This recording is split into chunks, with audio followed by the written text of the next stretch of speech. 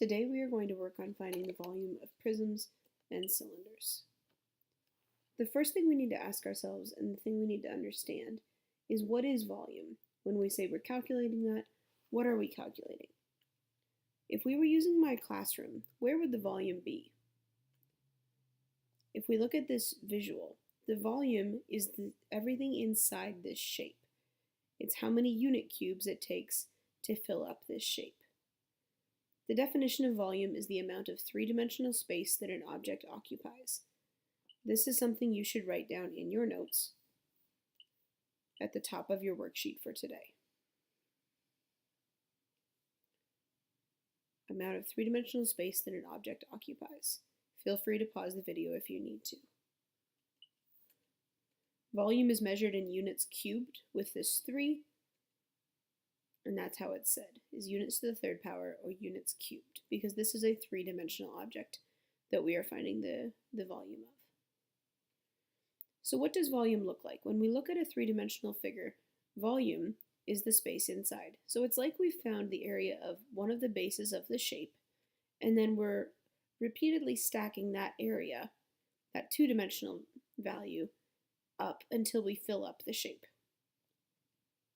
Let's try this first one together. If we look at a cylinder, and I look at my reference sheet, the formula that I see for cylinder is right here. Volume of a right cylinder, pi r squared h.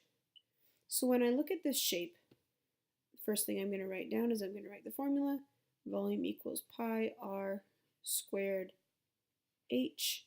And I'm going to consider my shape and ask myself, do I have all that information? Well, r is radius. And looking at this diagram, I do not have a radius. I have a diameter. 22 goes all the way across. I only want the radius. I know that radius is diameter divided by 2, thinking back to what I know about circles. So I need to take the diameter and divide it by 2 to get 11 meters. That's the value that I'm going to use here instead of the 22. So now I can go back to my formula and think to myself, okay, I'm filling up, I'm going to find that area of my circle, which is pi r squared, that's my base, and then I'm going to multiply it by the height of the shape. Now, height doesn't have to mean a vertical value. Height means how you have to stretch that base to make it three-dimensional, to fill it up. Where are your layers of circle going to be? So I'm going to use my formula, pi r squared h. I'm going to substitute in my values. Volume equals pi r squared h. I'm going to keep pi. I'm sorry, I should do this vertically. Oops.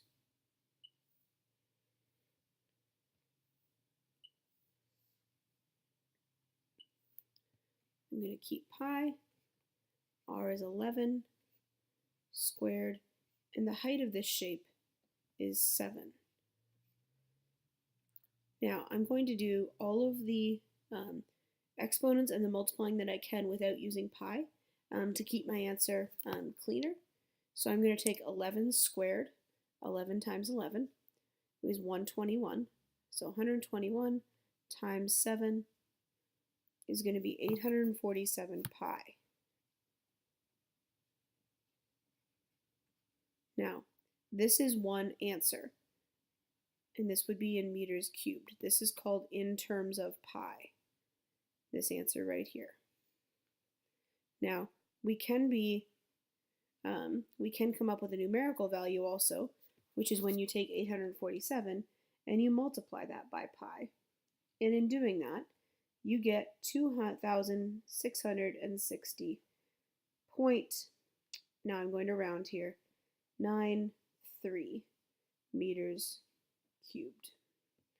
So both of these are answers that you should have in the work that you're doing today if you have a cylinder. Remember, when we have anything to do with circles, we're going to have two answers. Our answer in terms of pi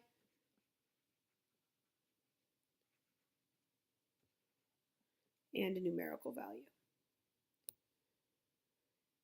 All I did was use the formula and make sure that I had a radius and a height. Now this shape here probably looks more familiar to most of you. This is an example of a rectangular prism, and a lot of you probably know the volume for rectangular prism as length times width times height. If you look over at your reference sheet, you have two options for formulas. B is base area. You could pick a rectangle as the base area and stretch it up along the height like we did for the cylinder, or you could just use length times width times height. It is a fairly simple concept, so we're just going to use length times width times height. Sometimes the complication in this is determining which numbers to use. If there are 3 different numbers, that makes it very clear. If not, you want to make sure you are choosing the 3 different dimensions. So if I outline a dimension, if I pick this side right here, that means I'm using 1. So we'll call that the height. Now if I pick this number here, okay, that side there, that's a 5, we'll call that the length. And then this side here, we'll call that the width. If you notice, these 3 sides, none of them are parallel to each other. That's why those are the 3 values that I picked. I'm going to pick non-parallel sides because those are the 3 measurements I need. So length, 5, width, 2, height, 1, 5 times 2 times 1 is 10 centimeters cubed. You don't have 2 different answers to this because you don't have pi. So that's why this is the only value that you need. So remember, there are 2 formulas to use. You need to make sure you are using the correct formula given the shape. When you are done, please check your answers. If you get all but 1 correct or all of them correct, you have mastered the volume of rectangular prisms and cylinders, and you should move on to the volume of triangular prisms.